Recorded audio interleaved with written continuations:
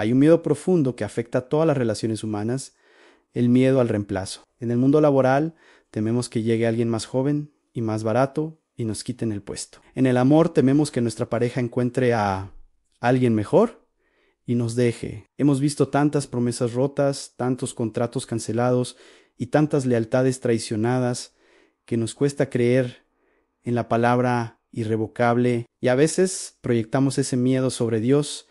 Miramos la historia de Israel, el pueblo elegido que rechazó al Mesías, y nos preguntamos, ¿se cansó Dios de ellos? ¿Los reemplazó con la iglesia? Y si Dios pudo divorciarse de su primer amor, que me garantiza que no se divorciará de mí si fallo lo suficiente, a la fidelidad de Dios hacia Israel no es solo un tema de geopolítica, es el testamento definitivo de su fidelidad hacia ti. Si alguna vez has sentido que has gastado todas tus oportunidades con Dios, si te preguntas qué pasará con el pueblo judío, o si necesitas una seguridad que sea más fuerte que tus propios errores, el episodio 276 es tu ancla. Bienvenidos a 777 veces en Jerusalén. Soy su anfitrión y hoy llegamos a la cumbre de la sección teológica de Romanos. En los capítulos 9 y 10 vimos la soberanía de Dios y la responsabilidad humana. Pero hoy, en el capítulo 11, Pablo nos lleva al borde del abismo del misterio divino para mostrarnos un olivo, una advertencia contra la arrogancia y una promesa que garantiza que los regalos de Dios no tienen devolución. El capítulo comienza con la pregunta que todos se hacían en el siglo I y Howe y Andigo, pues, ¿ha desechado Dios a su pueblo? En ninguna manera. Megenoito, que no sea así. Pablo responde con un argumento personal. Mírenme a mí, yo soy israelita, de la tribu de Benjamín. Si Dios hubiera desechado a Israel, yo no sería salvo. Pablo es la prueba viviente de que Dios no ha terminado con los judíos. Pero luego nos introduce al concepto del remanente, versículos 2-5. Recuerda la historia de Elías. Elías estaba deprimido, diciendo, Señor, han matado a tus profetas, y solo yo he quedado. La respuesta divina fue, tranquilo, Elías, he reservado a 7,000 hombres que no han doblado la rodilla ante Baal. Pablo dice, así también, aún en este tiempo, ha quedado un remanente escogido por gracia. Aquí aprendemos dos cosas. A la mayoría no siempre tiene la razón. En tiempos de Elías, la mayoría adoraba a Baal, pero el remanente tenía la verdad. Dios siempre guarda una semilla. Aunque la nación en general rechazó a Jesús, siempre ha habido un grupo de judíos, el remanente, que ha creído. Dios nunca se queda sin testigos. Pero, ¿qué pasa con los demás? ¿Con la mayoría que no creyó? Versículo 7. Los demás fueron endurecidos. Versículo 8. Dios les dio espíritu de estupor, ojos para que no vean. Esto suena duro. ¿Dios los cegó? Sí, pero fue un juicio judicial por su rechazo persistente. Y, sorprendentemente, este juicio tiene un propósito positivo para nosotros. Versículo 11 digo, pues han tropezado los de Israel para que cayesen definitivamente, en ninguna manera. Pero por su transgresión vino la salvación a los gentiles para provocarlos a celos. Aquí está la estrategia maestra de Dios en Israel.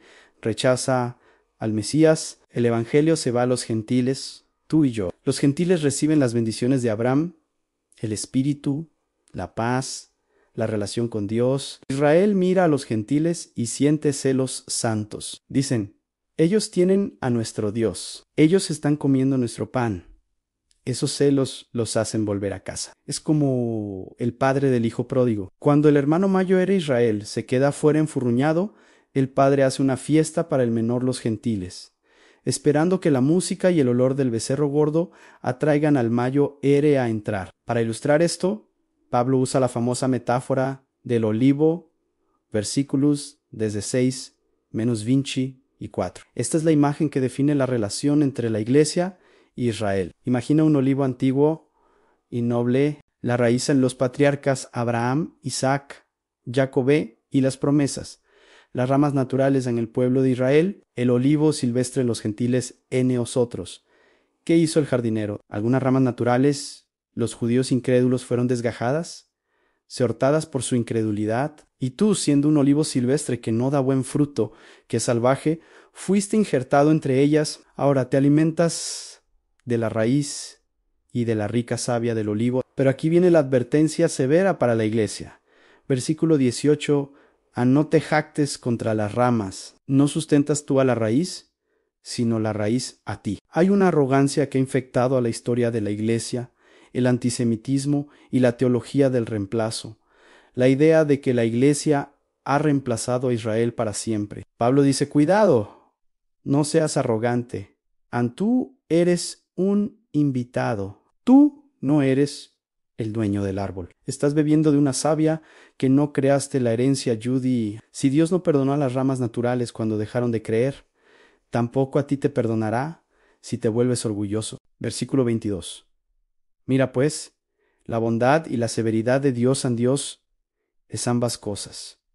Severidad para los que cayeron, bondad y para ti, si permaneces en esa bondad. Esta es la vacuna contra la presunción. Estamos aquí por gracia, no por mérito. Y luego, Pablo revela el futuro de las ramas cortadas, versículo 23, menos 24. Y aun ellos, si no permanecieren en incredulidad, serán injertados, pues poderoso es Dios para volverlos a injertar. Si Dios puede hacer lo difícil, injertar una rama silvestre en un árbol bueno, cuánto más fácil será injertar las ramas naturales en su propio olivo. El futuro de Israel es el reinjerto. Esto nos lleva al gran misterio, versículo 25. Pablo no quiere que seamos sabios en nuestra propia opinión. Así que nos revela el plan secreto de Dios acontecido a Israel, endurecimiento en parte hasta que haya entrado la plenitud de los gentiles. Parcial.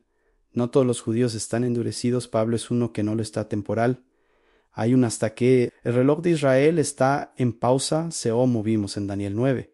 Mientras Dios llena el número de los gentiles en la iglesia, Dios está esperando que el último gentil sea salvo. Y cuando ese número se complete, versículo 26, y luego todo Israel será salvo. ¡Boom! Esta frase ha sido debatida por siglos. ¿Significa que cada judío que ha vivido será salvo? No. Significa que al final de los tiempos habrá un avivamiento nacional masivo. La nación de Israel, como colectivo, reconocerá a su Mesías. Zacarías las 12:10 dice, mirarán a mí, a quien traspasaron, y llorarán como se llora por hijo unigénito. Llegará un día en que el velo se caerá de sus ojos. Verán a Jesús regresando y dirán, Baruch Abau Beshem Adonai, bendito el que viene. ¿Y cuál es la base de esta garantía? Versículo 29 es uno de los versículos más citados y poderosos de la Biblia, porque irrevocables son los dones y el llamamiento de Dios Anameto-Melot. Sin arrepentimiento, sin vuelta atrás. Dios no es como nosotros. Cuando nosotros damos un regalo y la persona nos traiciona, queremos pedir el regalo de vuelta. Pero cuando Dios da un don o hace un llamado, Él no cambia de opinión. Él sabía que Israel iba a fallar antes de llamarlos y los llamó de todos modos. Por lo tanto, su incredulidad actual no anula la fidelidad de Dios. Esta es tu seguridad. También, si Dios puede mantener su promesa a un Israel rebelde durante miles de años, Él mantendrá su promesa contigo. Si tus errores pudieran cancelar el llamado de Dios, ya estarías perdido. Pero su llamado es irrevocable. Él no te dislike cuando tienes un mal día o un mal año. Tu seguridad no está en tu fidelidad a Él, sino en su fidelidad a su propio pacto. Ante tal despliegue de sabiduría histórica, Pablo no puede seguir argumentando.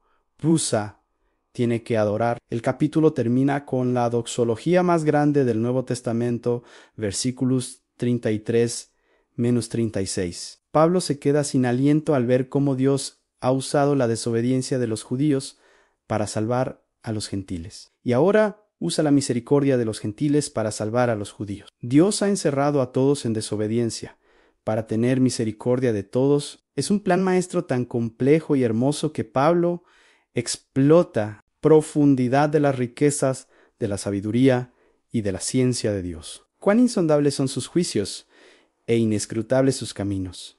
Insondables no puedes tocar el fondo. Inescrutables. No puedes rastrear sus huellas Seomo en el mar Salmo 76, porque ¿quién entendió la mente del Señor? ¿O quién fue su consejero? ¿O quién le dio a él primero para que le fuese recompensado?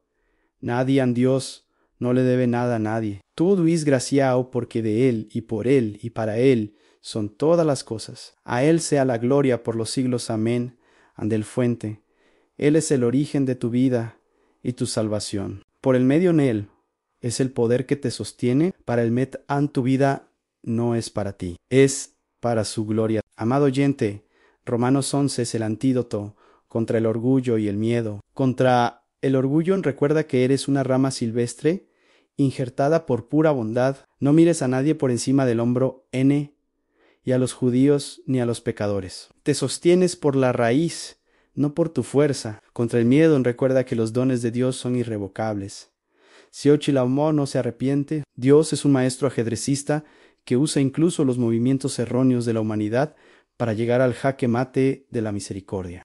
Hoy, únete a la canción de Pablo, deja de tratar de entender cada detalle de tu vida inescrutables. Son sus caminos y empieza a adorar al que tiene el control. Tu vidao es yo por él y para él, y ese es el lugar más seguro del universo. Gracias por acompañarnos en esta cumbre teológica en 777 veces en Jerusalén. Ahora que hemos terminado la sección doctrinal, capítulos 1-11, Pablo va a hacer un giro radical. La teología debe convertirse en biografía. La creencia debe convertirse en conducta. En nuestro próximo episodio veremos cómo se ve una vida de él, por él y para él en la práctica diaria. Hablaremos del sacrificio vivo y la renovación de la mente. En el episodio 277, en Romanos 12, no te conformes a este siglo. Que la profundidad de las riquezas de Dios te sorprenda hoy. Hasta la próxima.